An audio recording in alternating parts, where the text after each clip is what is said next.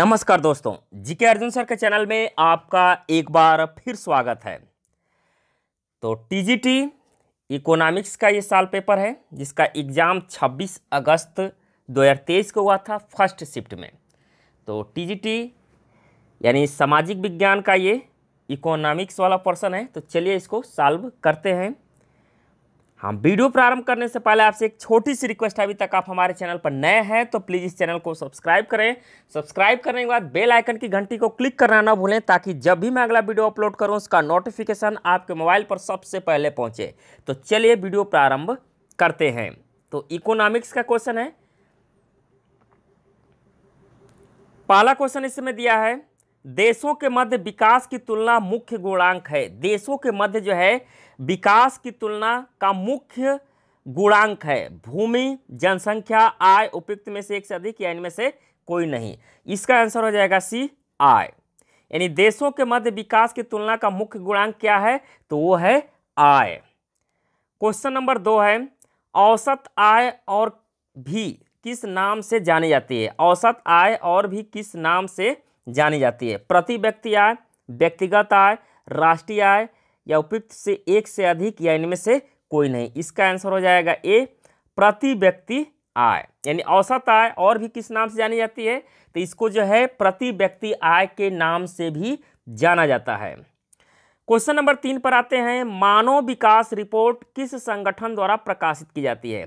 मानव विकास जो रिपोर्ट है किस संगठन द्वारा प्रकाशित की जाती है, तो इसका आंसर हो जाएगा ए, इसमें यूएनडीपी के द्वारा मानव विकास रिपोर्ट। क्वेश्चन नंबर 4 पर आते हैं। यहां पर देखिए 4 नंबर है, अर्थव्यवस्था में तृतीय श्रेणी का उद्योग और क्या कहलाता है। अर्थव्यवस्था में तृतीय श्रेणी का उद्योग और क्या कहलाता है, तो इसमें आंसर हो जाएगा बी, सेवा क्षेत्र। क्या कहलाता है, सेवा क्षेत्र। क्वेश्चन नंबर 5 है, मनरेगा 2005 के अंतर्गत सरकार द्वारा ग्रामीण बेरोजगारों को एक वर्ष में कितने कार्य दिवस के रोजगार की गारंटी दी जाती है, तो इसमें आंसर हो जाएगा सी, 100 दिन की। कितने दिनों की, 100 दिन की। क्वेश्चन नंबर 6 है, भारत में बैंक अपनी जमा का कितना प्रतिशत धन नगदी के रूप में रखते हैं, तो इसका आंसर हो जाएगा ई, इनमें से कोई नहीं। क्वेश्चन नंबर आते हैं 7 नंबर पर, निम्नलिखित में से कौन सा विकल्प वैश्वीकरण को इंगित करता है। कौन सा विकल्प जो है वैश्वीकरण को इंगित करता है, इसमें आंसर हो जाएगा डी, एक से अधिक। डी वाला ऑप्शन होगा इसमें। क्वेश्चन नंबर 8 है, भारत सरकार द्वारा उपभोक्ता संरक्षण अधिनियम कोपरा कब पारित किया गया। भारत सरकार द्वारा उपभोक्ता संरक्षण अधिनियम कोपरा कब पारित किया गया, तो ये पारित किया गया था 1986 में। सी इसका राइट आंसर होगा 1986।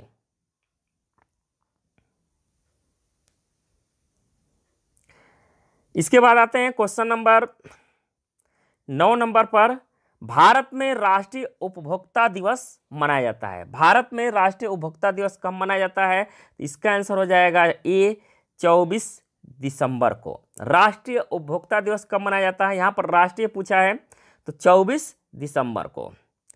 क्वेश्चन नंबर आते हैं 10 नंबर पर, अनुसूचित व्यापार प्रथाओं एवं शोषण के विरुद्ध उपभोक्ताओं के पास कौन सा अधिकार है, तो इसमें आंसर हो जाएगा बी, सूचना का अधिकार। कौन सा अधिकार है, सूचना का अधिकार।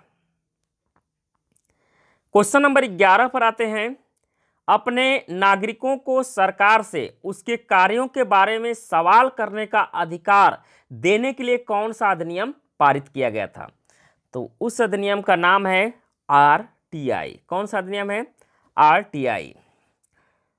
क्वेश्चन नंबर 12 नंबर पर आते हैं, किस बहुराष्ट्रीय कंपनी ने छोटी भारतीय कंपनी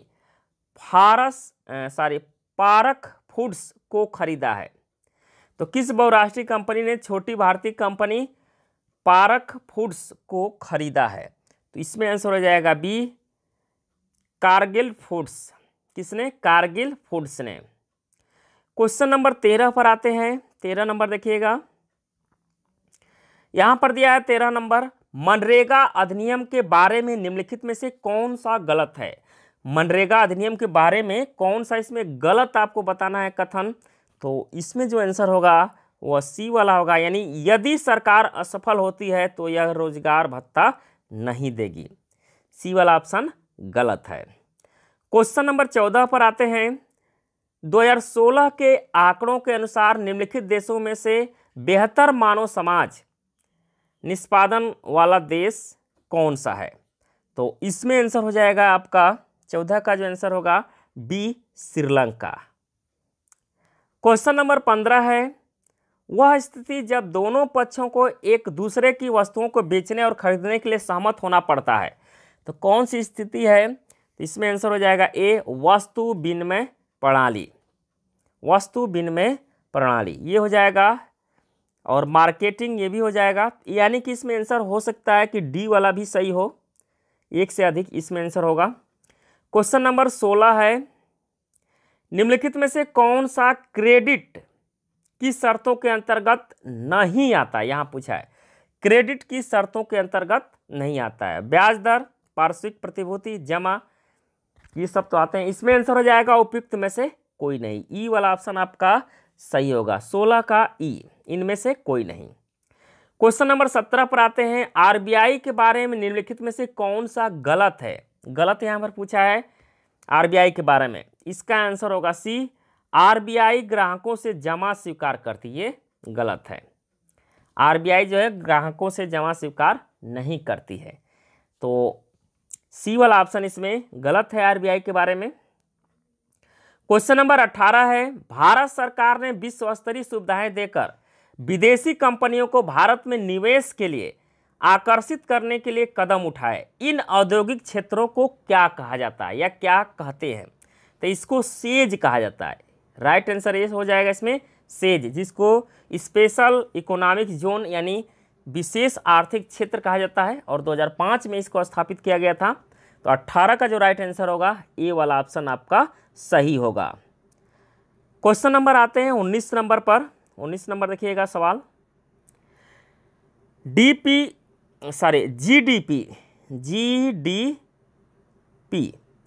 जीडीपी एक विशेष वर्ग के दौरान उत्पादित का मूल्य है।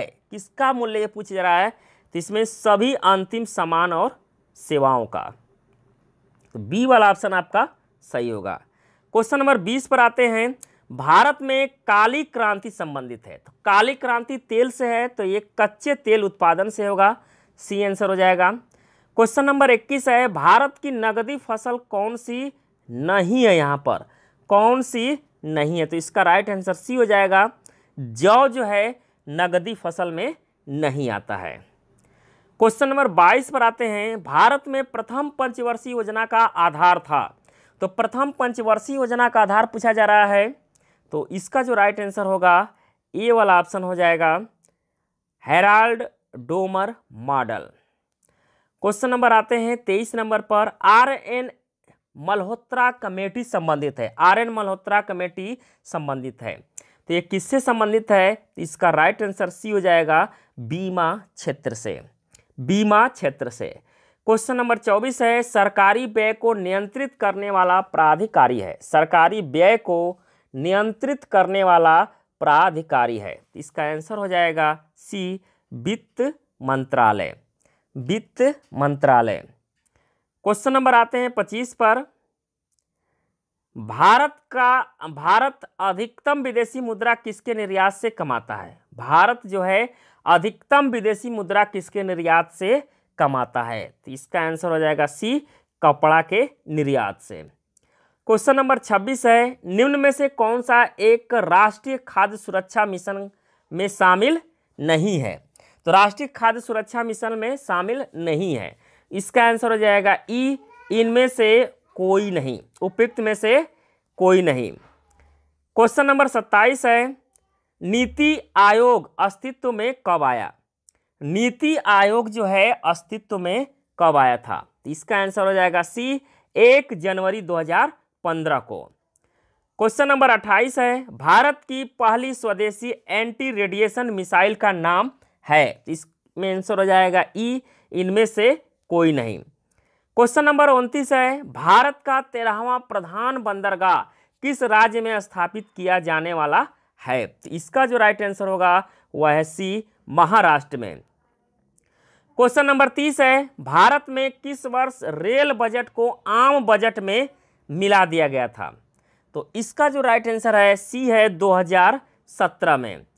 क्वेश्चन नंबर 31 पर आते हैं, प्रधानमंत्री किसान सम्मान निधि योजना किस तारीख को शुरू हुआ था? यहाँ पूछा जा रहा है, तो इसमें आंसर हो जाएगा ई, इनमें से कोई नहीं। 1 दिसंबर 2018 को, इसमें कोई डेट नहीं दिया है। क्वेश्चन नंबर 32 है, गरीबी रेखा को निर्धारित करने के लिए कौन सा संगठन सर्वेक्षण करता है? तो वो है गरीबी रेखा को निर्धारण करने के लिए NSSO। ए वाला ऑप्शन आपका सही होगा, 32 का ए।